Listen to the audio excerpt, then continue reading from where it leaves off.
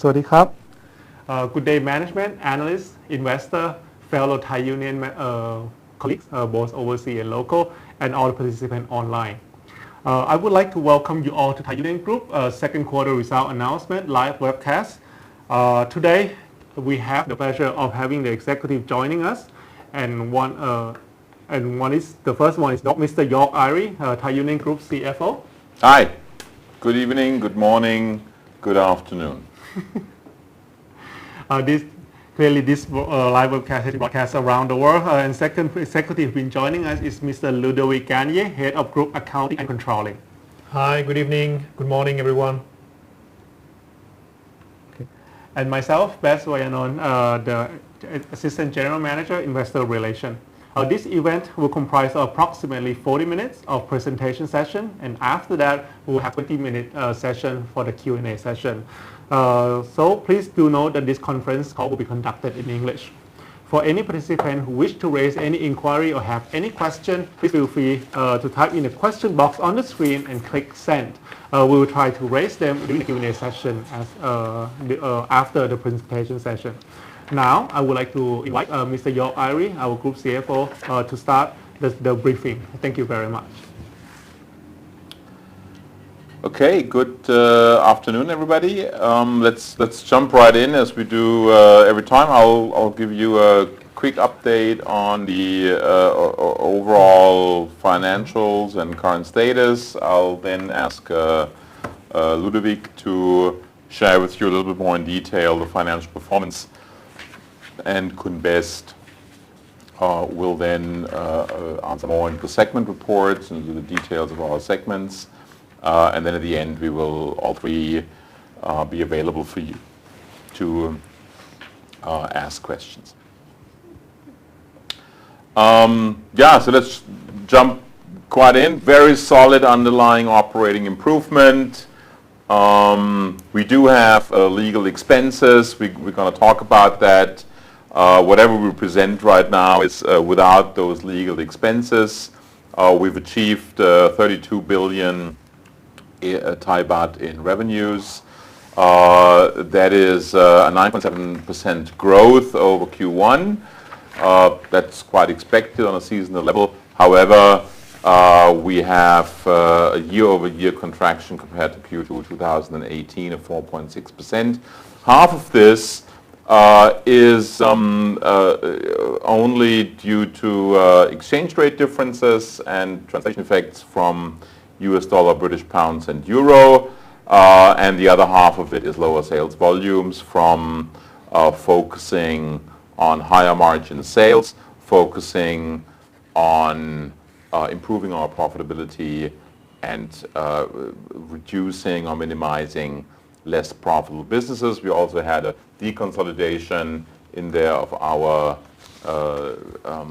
Middle Eastern business. Not a very large effect, but still also playing into this. Gross profit has grown 13% year over year, 22% quarter over quarter, and we've reached 16.7%. This is the highest gross profit in any quarter since 2015. So I'm really pleased to share with you the operational recovery, the operational improvement of the business continues. And if we would exclude the one-time effects from the new labor or retirement expenses here in Thailand from a new royal decree, we would have reached 17% gross profit margin. So really a good underlying improvement. You will see later a lot comes from tuna, some comes from pet care. We still have a lot of room to go on the frozen business. The added value business is improving. So I think across the board we really see a good solid operational improvement. And this leads to an operating profit of 1.570 billion. That's 4.9% of sales. Still short of where we would like to be with 6-7% operating profit. This is achievable. And the key challenge we face right now is primarily from the low level of revenue. This leads to an SG&A ratio of 11.8%. From 10.4% a year ago. So we've lost 100 basis points on SG&A, and I think this is something we have to get under control. But the key focus here is not cost management. I think the key focus must be going forward a refocusing on growth and on underlying volume growth. Net profit, 1.513 billion. In Q2, that's 4.7% of revenue, 10%, nearly 11% growth year over year, 19% growth compared to Q1. We have some not so great effects on FX gains. We have lower FX gains than a year ago. We pay a little bit more tax than a year ago from a high operating profitability, especially in Europe. But we have a substantial improvement on profits from Red Lobster.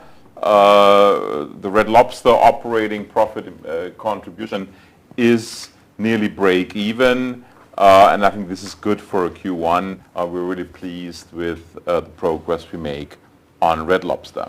If we turn the page and we look at the first half year, this leads to a 2.787 billion in net profit, to an EBITDA of 6.1 billion in Q1. Our operating profit increased by nearly 100%. So I think you can really see the magnitude of our recovery, and we see strong gross profit growth. The key challenge that we have to discuss more about the underlying reasons for this is a revenue contraction for the first half year at 2.4%, primarily from FX losses.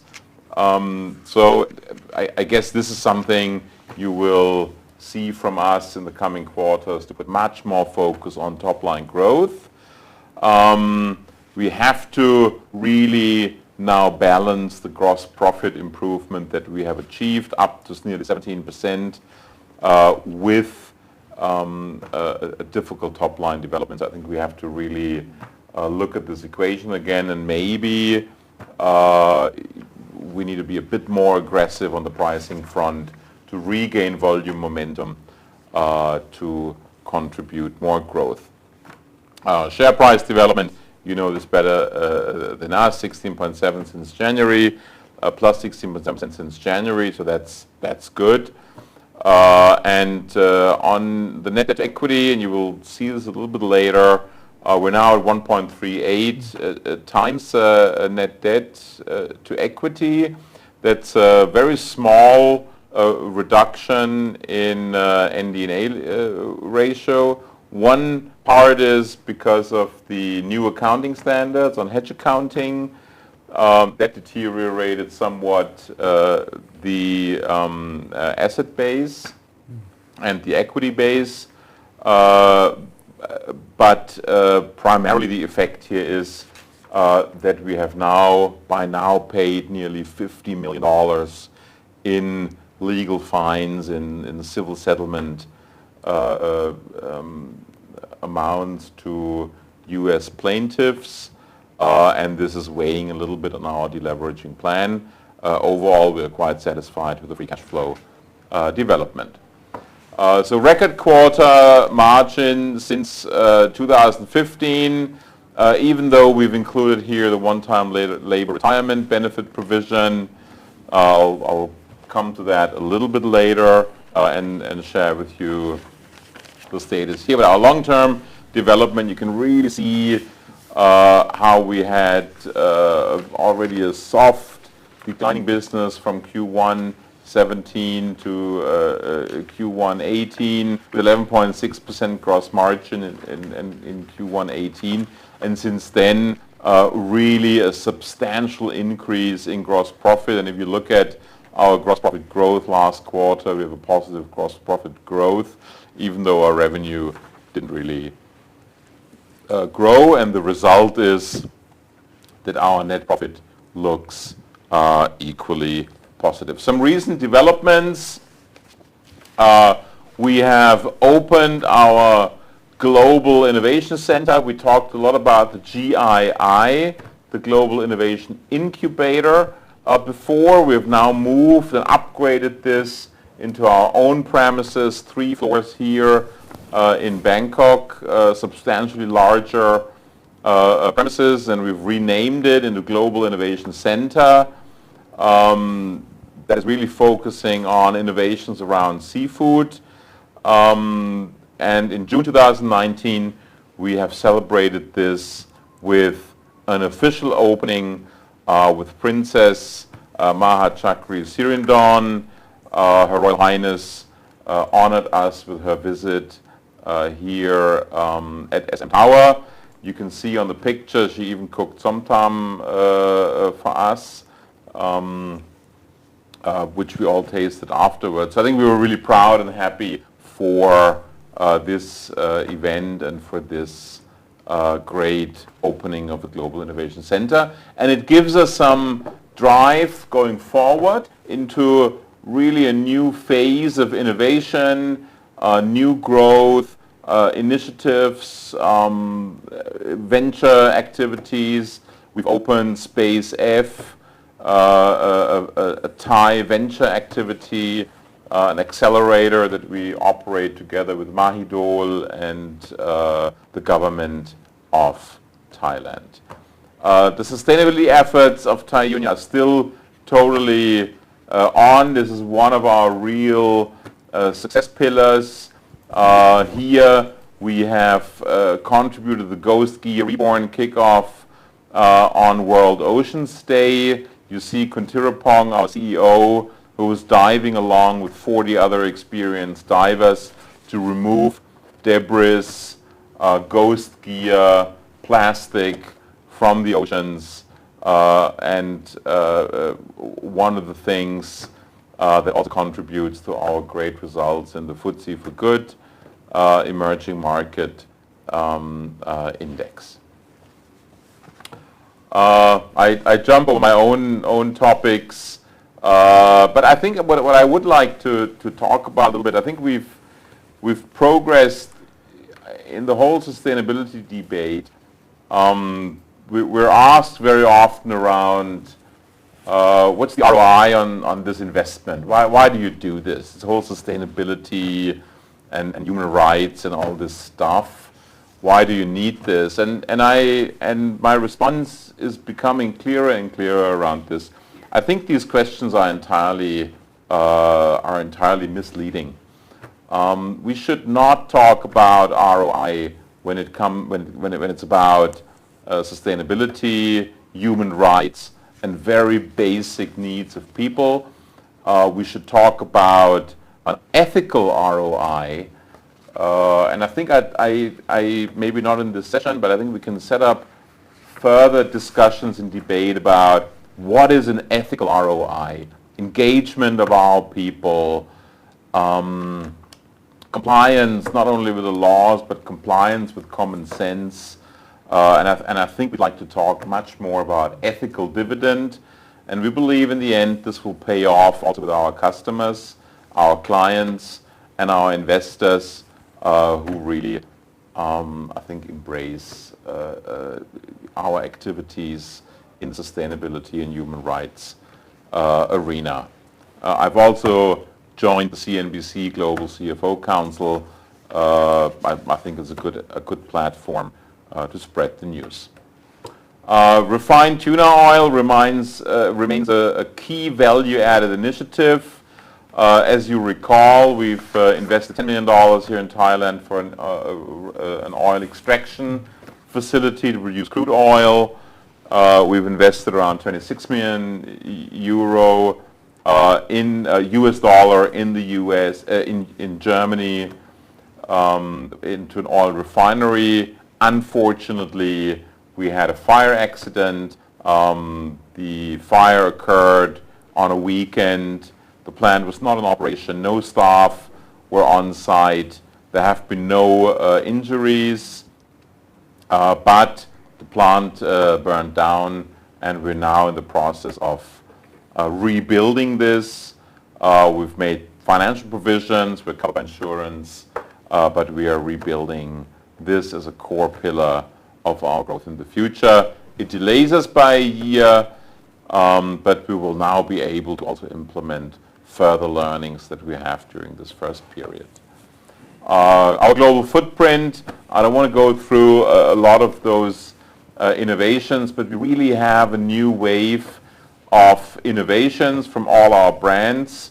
We are now 4 years into the Global Innovation Center, and we see more and more innovative products, innovative packaging, new lobster initiative, premium products, launch of tuna in Germany, and many others. And we'd like to share this with you. Innovation remains really a key ingredient to our success. We've received several awards and recognition. I don't want to go through this in detail. You can read this more in detail.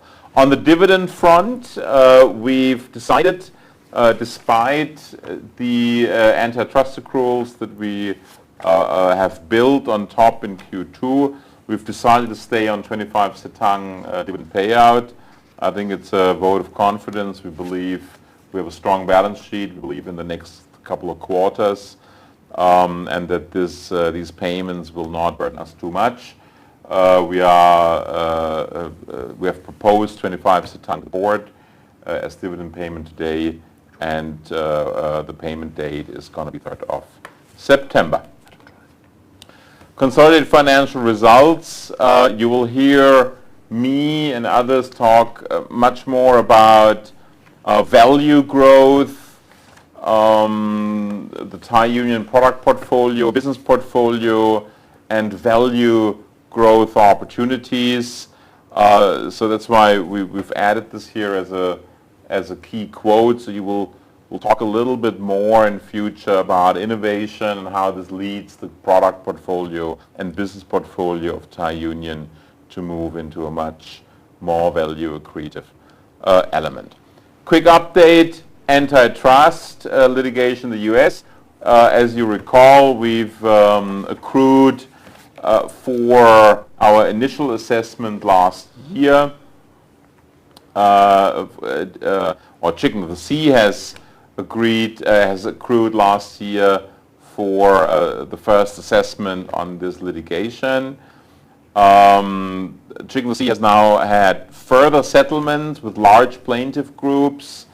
The financial exposure has been substantially higher than originally anticipated. We have to be quite clear about this. The reasons lie in other defendants' willingness to extend themselves substantially more financially. This has become a much more expensive exercise for Chicken of the Sea. Nevertheless, Chicken of the Sea is accountable for the behaviors in the market. The company has made additional $60 million in accrual. There's a related tax benefit, so we have a 1.4 billion net impact on our P&L. So our reported numbers are somewhat smaller. You see on the table next to it that including this 1.8 and then the positive tax effect on it, we come from 1.5 net income to just about 100 million net profit. But again, I'd like to highlight that despite these substantial financial charges, we have never experienced a loss-making quarter. And I think this is a really, really strong sign for the health of the company. We are able to deal with this difficult situation in the US. We believe that the financial impact of this litigation is now fully provided for by Chicken of the Sea.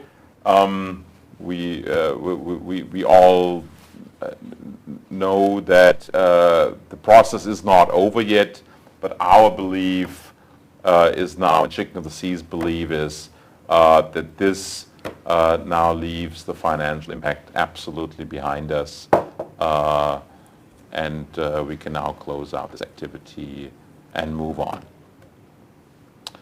I'd like to move to Ludo, who can share with you a couple of key takeaways and some more details on the financial performance. Thanks a lot, Jörg. So moving to slide number 19, we'll go through the key takeaway for the quarters. Jörg already mentioned some of them. So the first one is challenge sales. Clearly we're not happy with the top line development. We are declining by 4% versus last year on a report basis.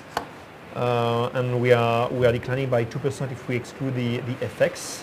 Why? There are a few reasons for this one. The first one is we decided since a few quarters already to focus on the profit versus the top line, and we can see the benefit now in the gross profit, which is increasing. However, the sales are deteriorating a lot. Of course, the FX doesn't help us. We have been facing with a very strong depreciation of euro and GBP over this quarter, something between -6% to -7%. The tuna price is also another explanation, and I will get back to this one. We have to face in Q2 with a very sharp decrease of the tuna fish price, and this has of course impact in our top line. And we have some few other factors. We roll out SAP in Europe, which doesn't help us for the sales, and we have few other items here and there. The very good news of this quarter is of course the gross profit margin, 16.7, and it's even 17% if you exclude the impact of the new Thai labor law. So we are very happy with this development. We were really looking since last year for a very strong recovery of our profits, and here it's happening. 16.7, it's a record high since 2015, so we are very happy with this one.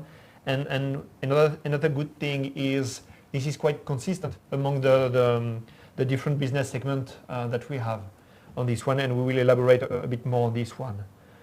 SG&A a bit high, 11.8%, 11.6 if you exclude the impact of the new Thai labor law, so it's quite high compared to the 10.4% that we had last year.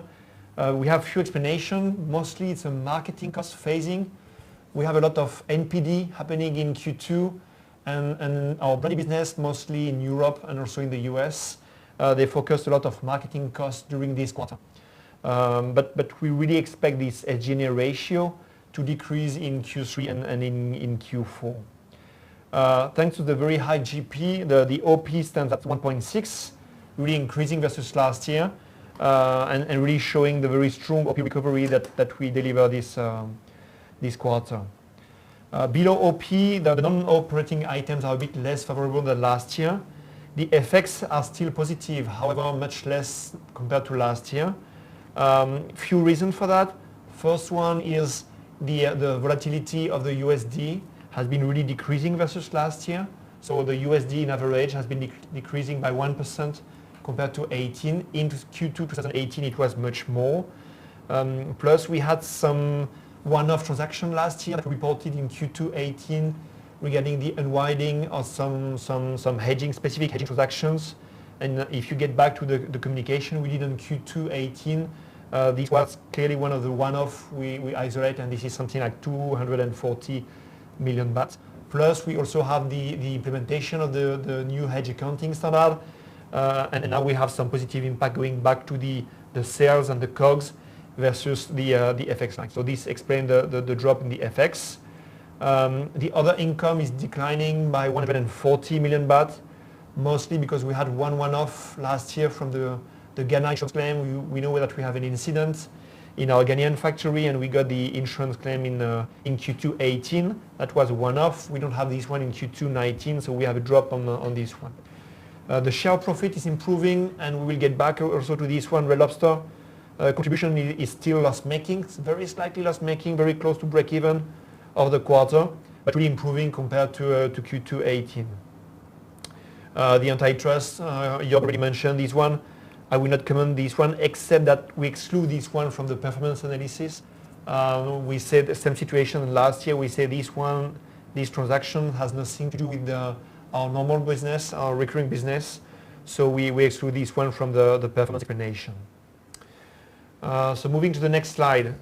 So here you can see over the last 4 months since March, we have been facing with a very sharp decrease of the tuna price, moving from $1,600 to something which is close to $1,000. So here this is a territory we have been facing since beginning of 2016. And you have to realize that in this kind of situation, we have a lot of retailers, of customers which are just delaying their orders. Why? Because they just want to see, they wait and see what is going to happen. And if the fish price can go even lower compared to the 1,000. So you can see that in July 2019, so there is no impact in our Q2 numbers, but just to give you some insights, in July we get back to a 1,200, which is very close to the average we had to face in Q2 19. But this is part of the reason why our tuna volumes are also declining in Q2 19. So moving to the top line, top line is declining, as we said, by 4.6% versus Q2 18. So we delivered 32.2 billion baht sales, increasing by almost 10% versus last year. So here we had different situation. We still have some growth in the frozen and the pet care business, which are quite good. However, the ambient business is really facing some challenge there, and especially the tuna, for all the reasons already mentioned. The FX does not help us, of course. If you look at 6 months, we are almost flat if you exclude the FX. So once again, in Q1 and in Q2, we have very strong impact coming from the GBP and from the euro. If you remember last year the FX impact was coming from the USD. This year it's a different situation. Brexit is explaining part of the story, but the key factors, risk factors, are for us really euro and GBP. And if you look at the development of the currency in July, it's not going in the right direction because we have further depreciation on the euro and on the GBP. So moving to slide number 22, here you can very clearly see the challenge that we are facing. On the top line, clear challenge in the tuna, where we are declining by 1.8, minus 13%, partially offset with the shrimp. Shrimp is doing really well. Our business in the US, especially Cosif, has a very strong growth, even despite the FX impact. And we have some few ups and downs. Pet care business is doing well. Other seafood frozen, we have some very specific challenge in the crab business in the US. So overall here we have a minus 2.2% growth year on year on this one. Plus on top of this we have the FX impact. Both of them are negative from the USD and from euro. But you can see here the impact coming from the euro, minus 700 million baht, minus 7%, is very significant on this one. So moving down here on the breakdown by geographics, here you can see the share of Europe is declining to 29%, which is much lower compared to what we had in the past 3 years, where we were closer to 31, 32, 33. And this is only coming from an FX impact. On the contrary, you can see the domestic share is increasing to 12%, and we are very happy with the development we are delivering this quarter. Moving down to the gross profit. So here we achieved 16.7% in Q2 19. We are really recovering compared to Q2 18 and also compared to Q1 19. We are very happy with this one. Few explanation on this one. The tuna, the ambient business, we are really focusing on the profitable business. So we are just leaving some loss-making business, which I think is good for the gross profit. Plus we are also enjoying some low tuna fish price, which is also helping us. And again, the frozen, the pet care businesses are also delivering quite hard margin on this one, and we are happy with this one.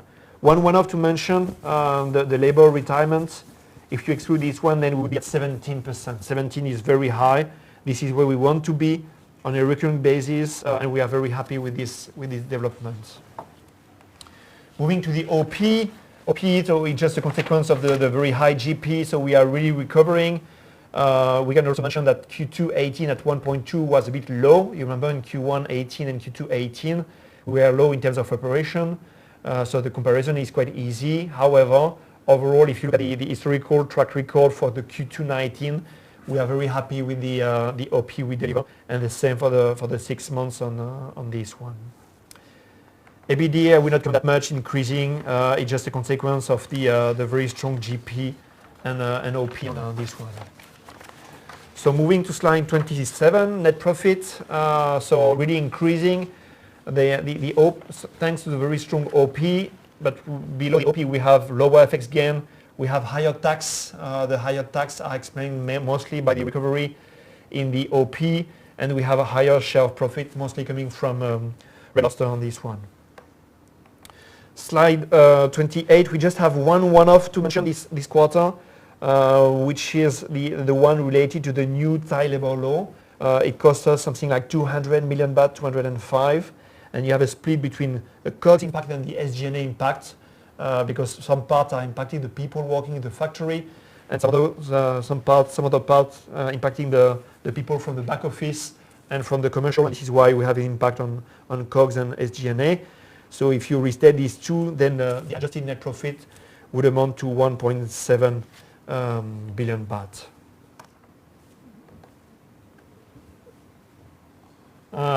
So moving to the Red Lobster. So again, here you can see the share profit. It's still negative in Q2 19, -9.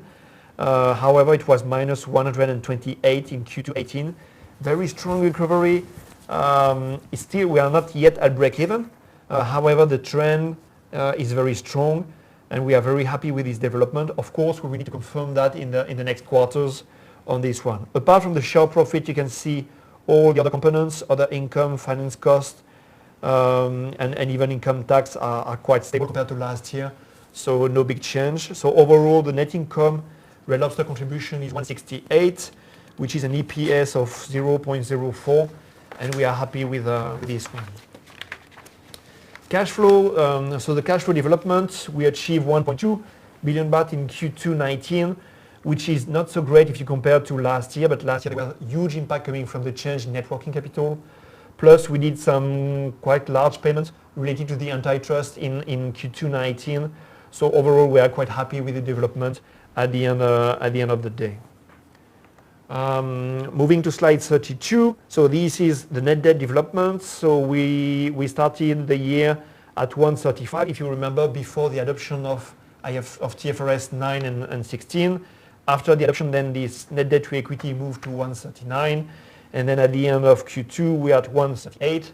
So we managed to repay something like 900 million baht debt on this one. And here you can see the key developments. We have the EBITDA, which is also, of course, impacted by the antitrust accrual. And then we have a large portion of CapEx. And then we have some few items here and there. But overall, we are quite happy with the development. Of course, we want to go a bit deeper. It's not strong enough, but at least it's going in the right direction. The breakdown of by currency and by maturity, we don't have any significant change on this one. So I will move right away to the key profitability ratio. So slide 34, here you can see as a result of our good operating performance, all the ratio are improving. ROE is 14.1, ROCE is 9.9, net debt to EBITDA moving down to 4.85, net debt to equity to 138, and you can see also the inventory days at 124. Overall, all the ratio are in the right direction, and we are happy with this one. Again, very strong operating performance, as we said. Net working capital has 107 days. It's also good over this quarter. We can do a bit better, so we have some plan also to improve this one still a little bit, but at least it's going in the right direction. So, and I will pass through to Best to go through the financial results. Thank you, Ludo. Okay, in regard to the financial result breakdown in terms of the segment, we have presented here the key operating metrics. Clearly, the key raw material price has been declining during the quarter. During the second quarter of year 2019, tuna price has been dropping 27% compared to last year. And this is one of the key reasons why the sales of the ambient seafood product has actually been declining compared to last year. Nonetheless, I mean, the shrimp and salmon has been pursued in the same direction. Shrimp prices also declined by 1% compared to last year, and salmon price also down by 5% compared to last year. But again, one of the hardest hitter on our revenue is actually the currency.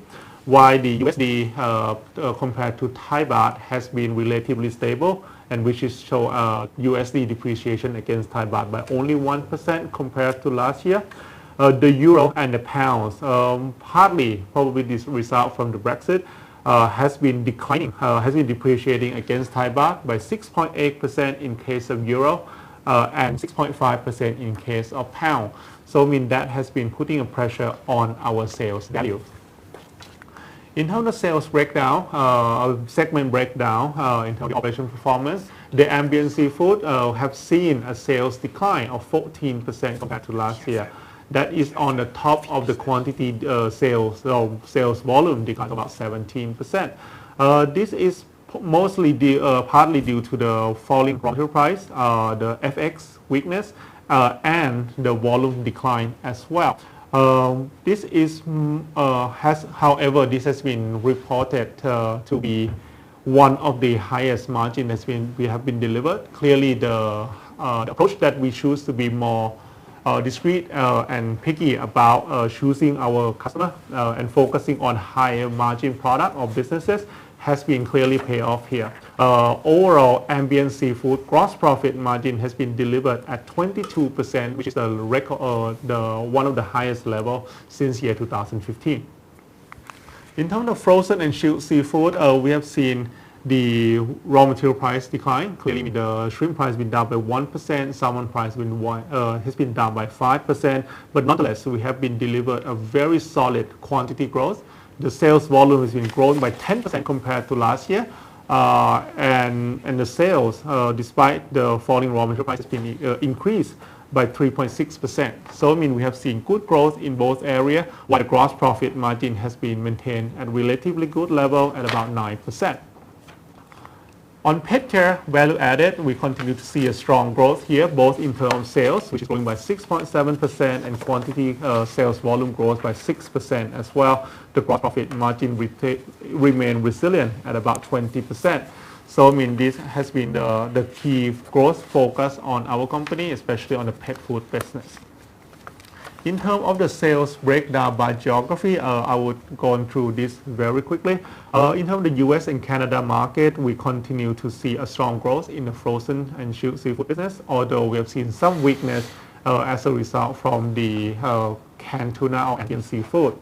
On the other hand, I mean, our affiliate, Red Lobster, has been doing relatively much better compared to last year. In terms of our product launch that we have done, I mean, we have pushed out these good packaging lobster product under brand Orion, and the Chicken of the Sea has been launching a more premium canned seafood segment in the new special packaging that we have been delivered, has been launched by our innovation team. In terms of Europe, we have seen sales weakness and sales been declined by 8% compared to last year. This is largely attributable to the weakened currency, which, as I said earlier, I mean the pounds and the euro has been weakened against Thai baht by 6 to 7%. Not to say that we have been delivered a relatively good margin in this category.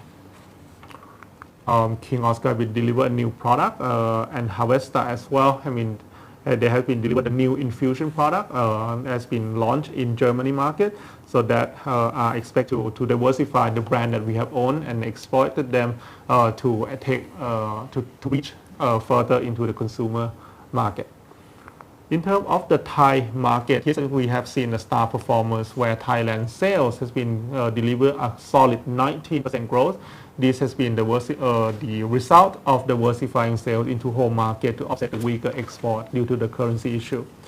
But nonetheless, in terms of the consumer market, we have recently launched a tuna infusion product, which is originally the US market into Thai market. So I mean, for those of you who residing in Bangkok or Thailand, you can go shop around for the premium tuna market called product infusion at your nearby 7-Eleven or Top supermarket.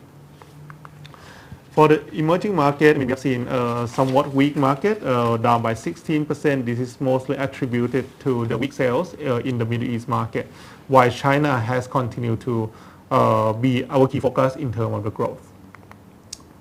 And last but not least, we have our Red Lobster. It has been launching its first store in Beijing recently. Okay, and that wrapped up for the segment result. I would pass on the business outlook to Mr. York Ari to share with us how does it look like the business into the future. Thank you very much. Yeah, thanks, Kunbest. And really for all of us who are either in the United States or here in Thailand, please do try the infusions.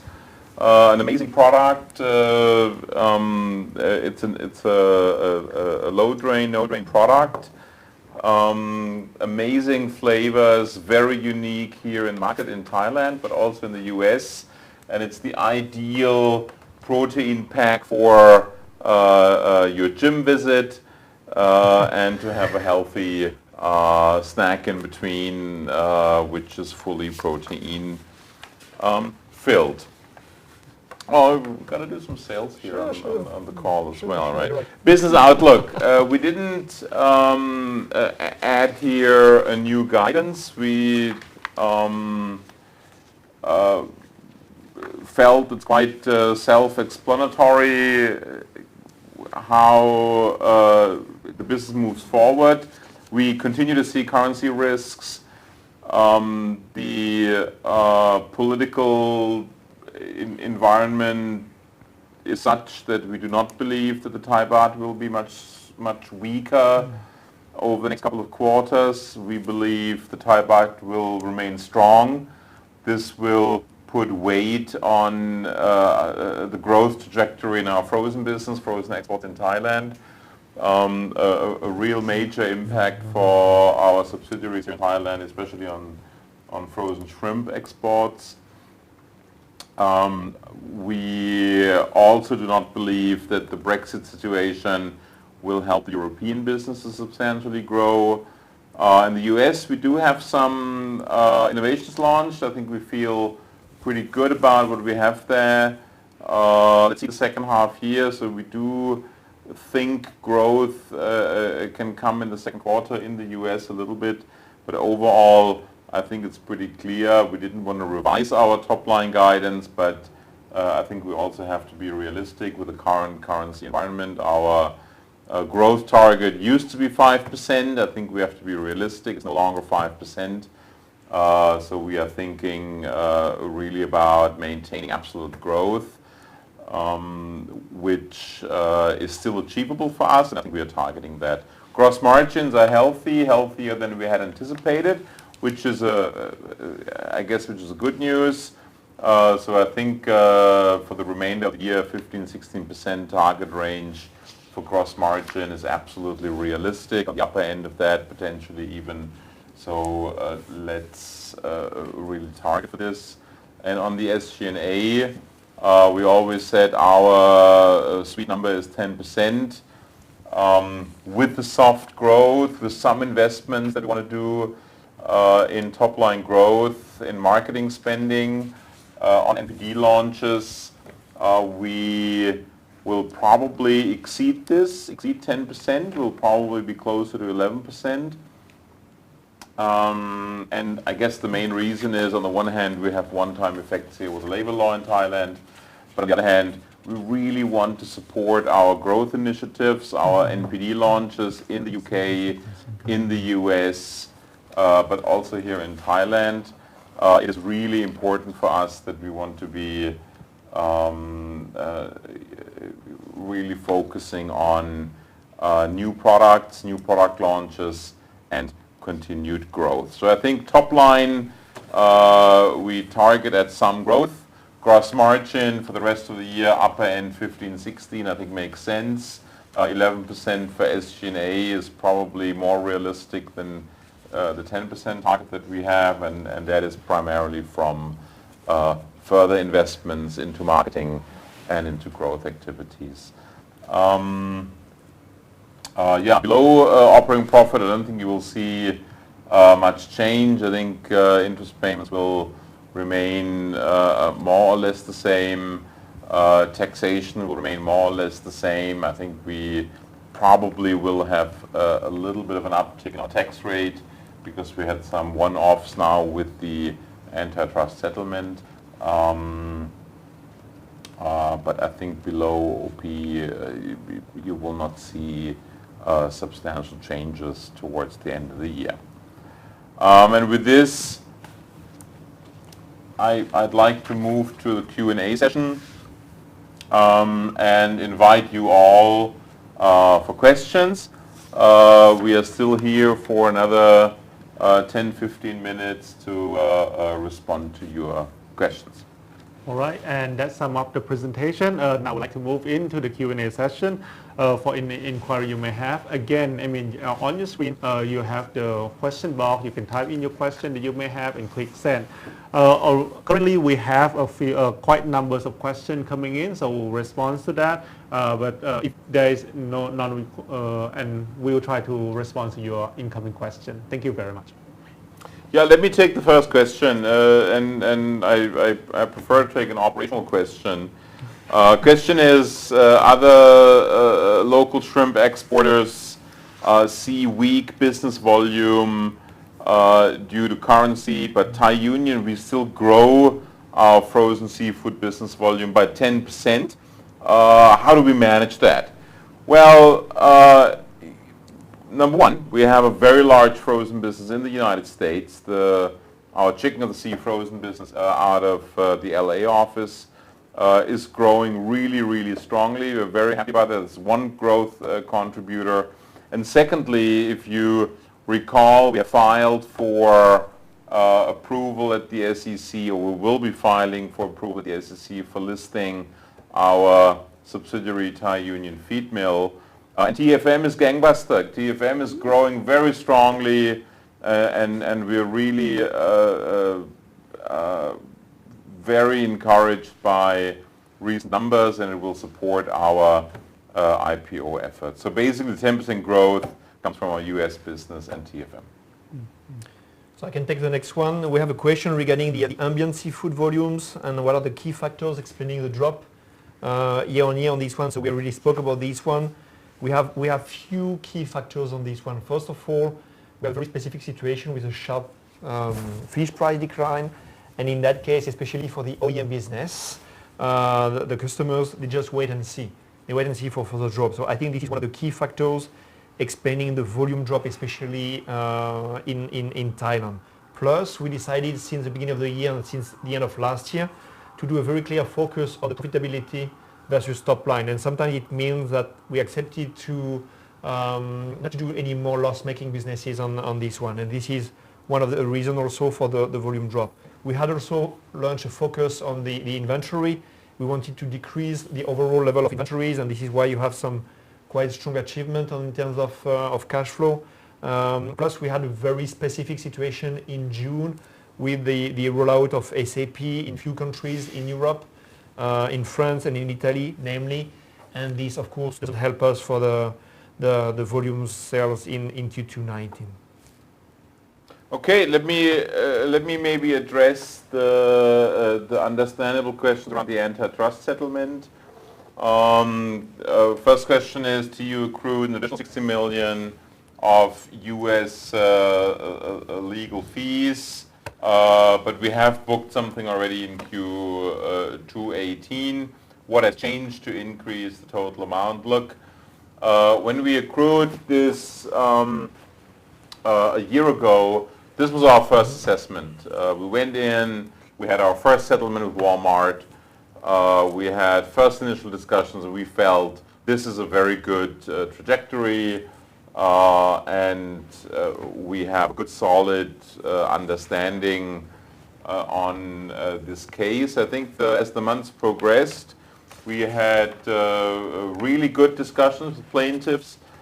Up until sometime earlier this year, February, March, discussions were not as good, and we realized that some of the other plaintiffs, the two other companies that are here in this lawsuit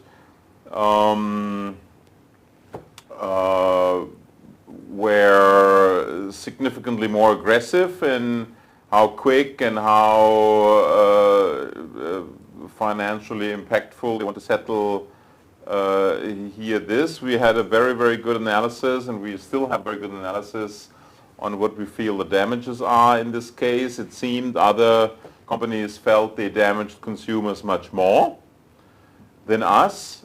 We felt our average damage to consumers was around 1.5%. It seems other companies felt that they have really overcharged consumers substantially more. Now, well, that's really bad behavior, I think. So that's why I think other companies were willing to pay substantially higher amounts. Now, unfortunately, this had an effect on our negotiations as well. And it led us to reassess the overall risks of this case a little bit earlier this year, and we then were able to settle with, or Chicken of the Sea was able to settle with a very large plaintiff group on a level that was much higher than we think the actual damage we created for consumers was. So this is basically the result of other companies feeling that they've hurt customers and consumers much more than we have. But we could not keep ourselves completely unaffected by those very, very high payments that others made.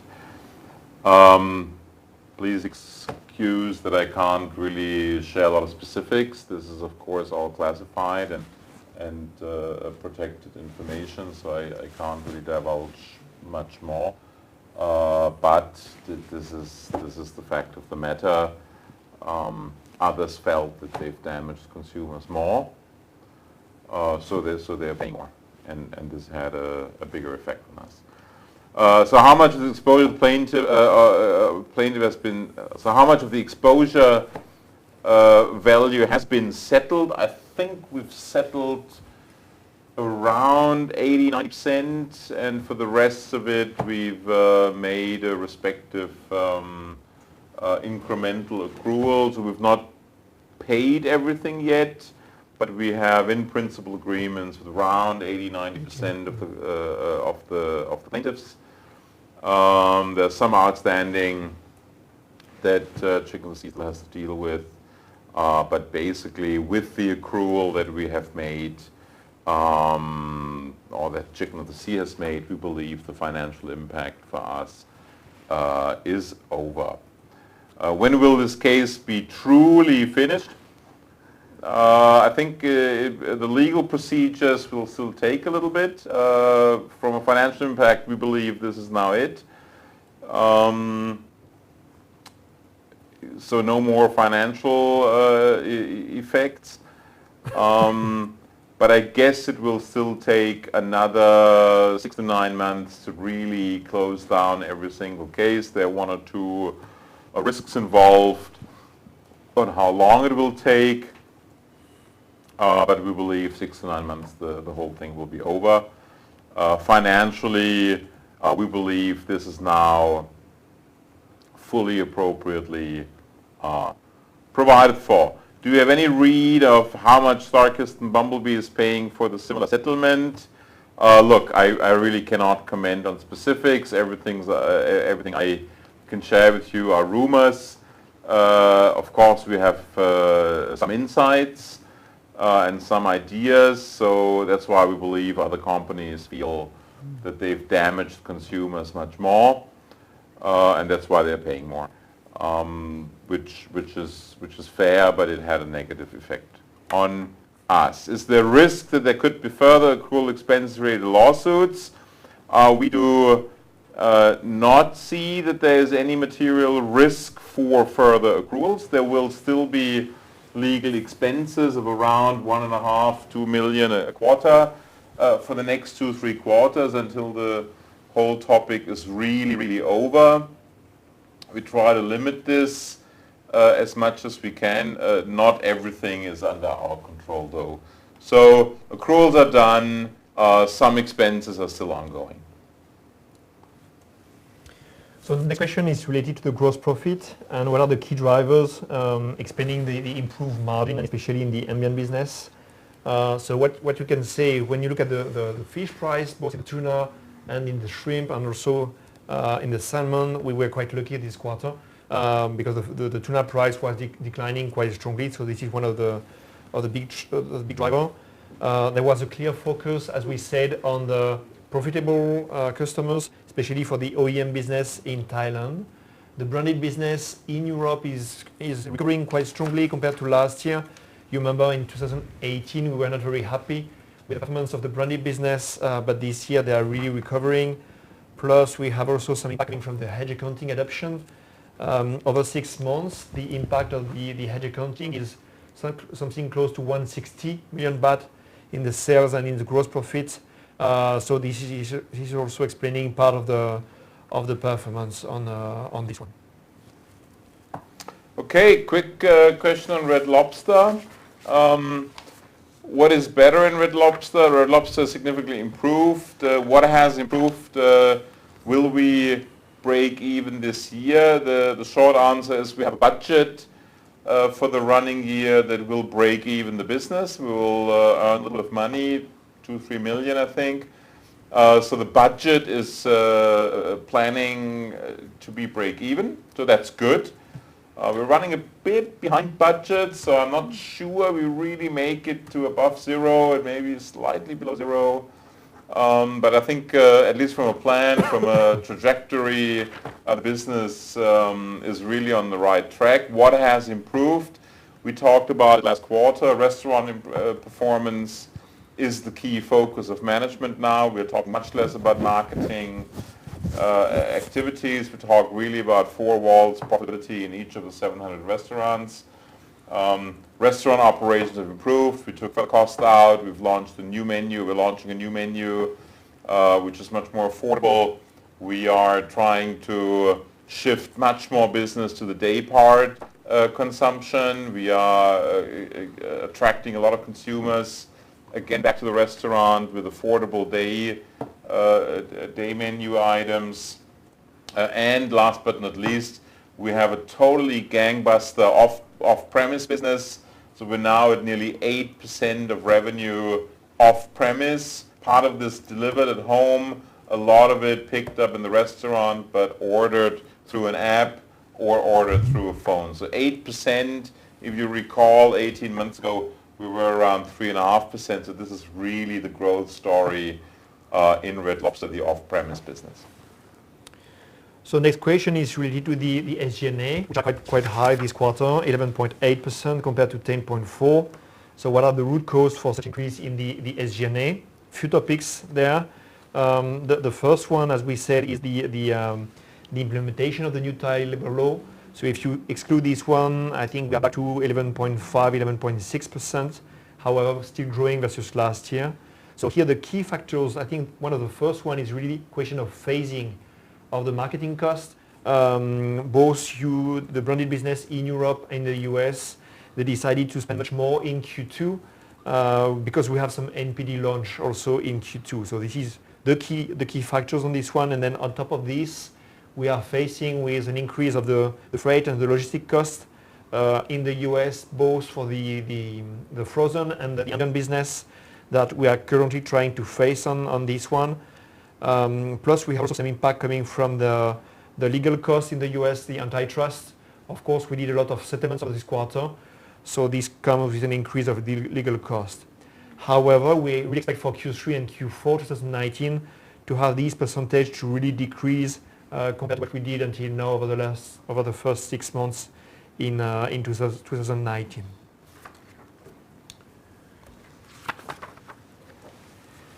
Next question on the FX gain. So we have indeed a huge drop versus last year. Last year we were something around 580, and now we are at 80, so we are decreasing by 500 million baht.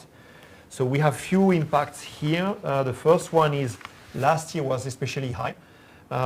If you go back to the Q2 18 communication, we were mentioning that we had something close to 230, 240 million baht FX gain coming from the unwinding of a specific hedging transaction. So this doesn't happen this year. So this already explained half of the gap. Plus another explanation is we have much less USD volatility. You know that we are very exposed to the USD for the FX. And we have in Q2 19 much lower USD volatility. So we have a much lower FX gain coming from this one. Plus it's true that we have also some impact coming from the implementation of the new accounting policy. I told you that the impact over 6 months was something close to 160 million baht. However, if you just look at focus on Q2, the impact is much smaller because we have some positive and negative impact. So the FX impact was mostly related to Q1 on this one. Quick response to the fire in the oil factory in Germany. We have written off 16 million euro in PP&E.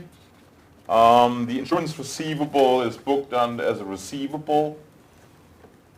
So you may not see that as a specific accounting line in our books, but it's just one is an impairment, the other one is a receivable, so the financial impact on the P&L is zero. When do you expect the tuna oil factory to start running again? We've started dismantling the factory. We have started to order new equipment, and we believe we are ready in Q3 2020. So we're basically a year behind. We have a last question regarding the employee benefit booking. So you know we have the new labor law which has become effective in Q2 2019. So we recorded this one shot in 2019. You have in slide 28 the breakdown between the impact of the COGS, 124 million baht, and the impact on the SG&A, which is 81 million baht. We did not assume any tax impact on this one. Why? Because it mostly impacts our factories in Thailand, which are dedicated to the export business. And you know that we are already enjoying some 0% tax impact on this one. So we should have a very small tax impact for the domestic market, but this one is really marginal, so we did not consider this one. Okay, all right. It seems that there is no more question from the line. So I would say that this concludes our live webcast for Thai Union result release for the second quarter of year 2019. Thank you very much for all your time and participation in this event today. Should you have any further question, please feel free to contact our department anytime during office hours.